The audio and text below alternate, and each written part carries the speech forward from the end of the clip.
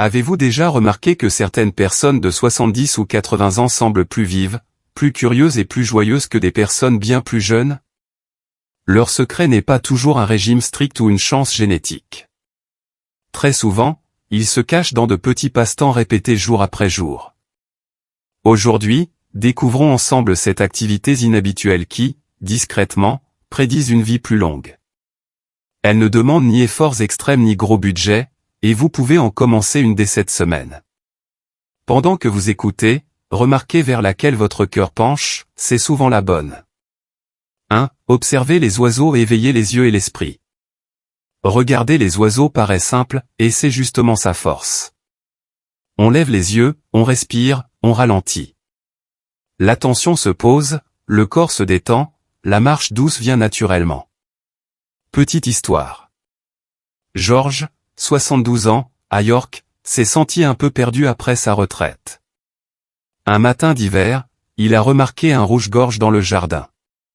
Intrigué, il a noté la date et l'heure dans un petit carnet. Très vite, il a pris l'habitude de marcher chaque matin 30 minutes dans le parc. Son sommeil s'est amélioré, sa tension a baissé, son moral est revenu, cela a redonné un sens à mes matinées, dit-il. À Nantes, Claire, 70 ans, observe simplement depuis sa fenêtre, avec une petite mangeoire, j'ai l'impression d'avoir des visiteurs chaque jour. Pourquoi ça aide? L'observation entraîne la mémoire visuelle, le repérage des détails et la patience. Le temps passé dehors apaise l'anxiété et régule le sommeil. La marche douce entretient les articulations. Commencez cette semaine. Choisissez un banc, un arbre ou votre fenêtre.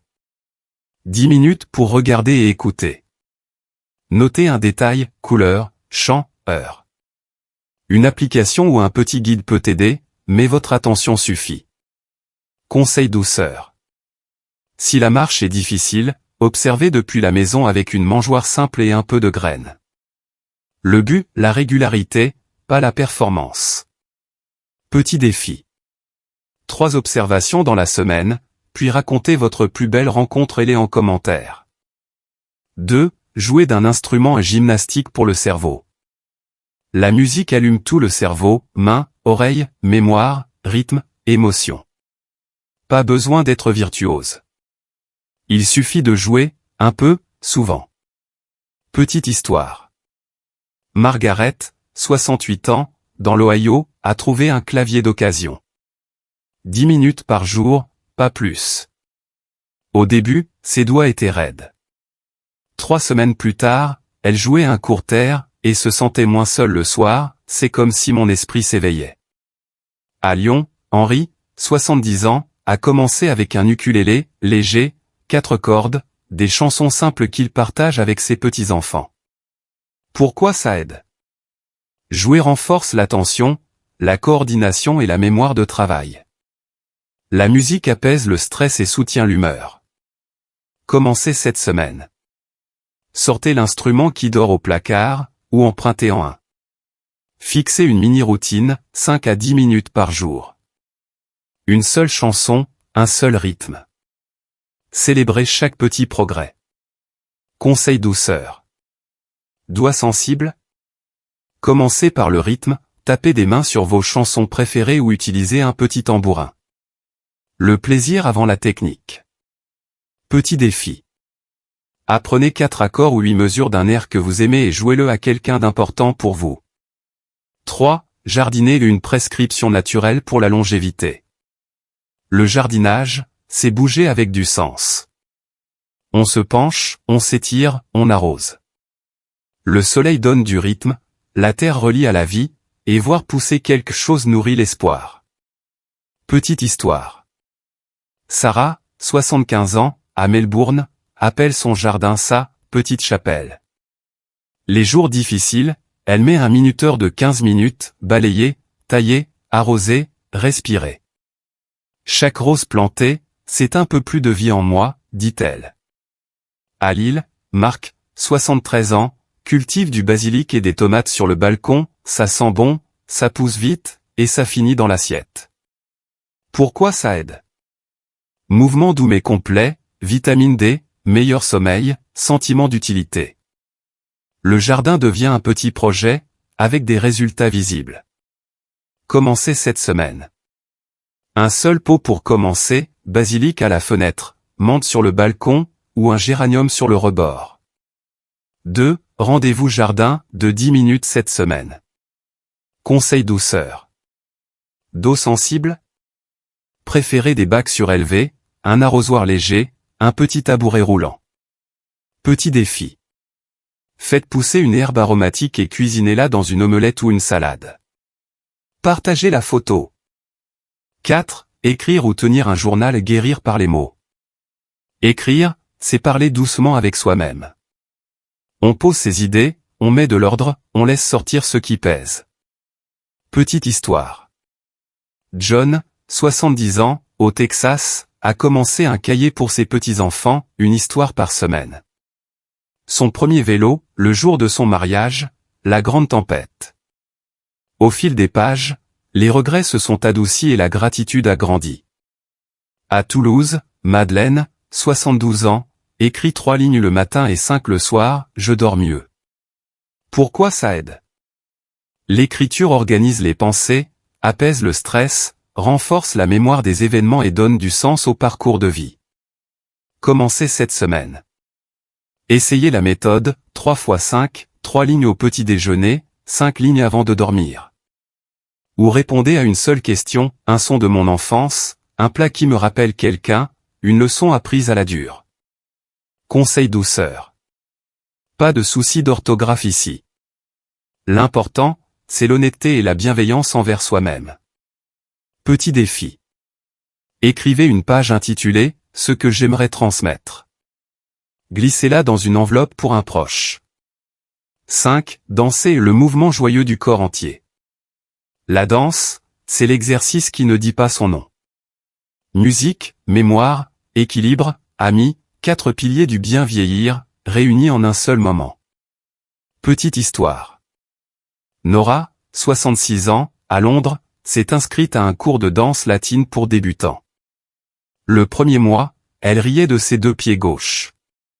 Au 3e, sa posture s'est redressée, ses pas se sont assurés, et elle s'est fait 2 amis qui l'attendent au cours, je ne vois plus le temps passer.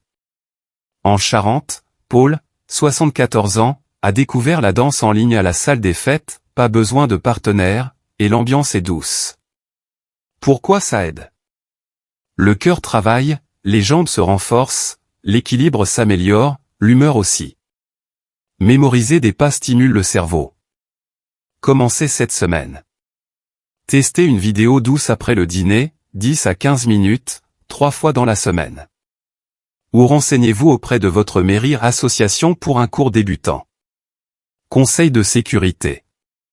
Chaussures stables, chaise ou plan de travail à portée de main. Commencez lentement, arrêtez-vous avant la fatigue. Petit défi. Apprenez 2 pas et répétez-les chaque jour pendant une semaine.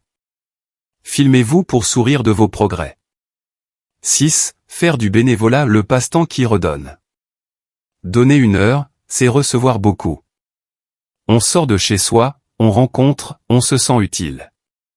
Petites histoires.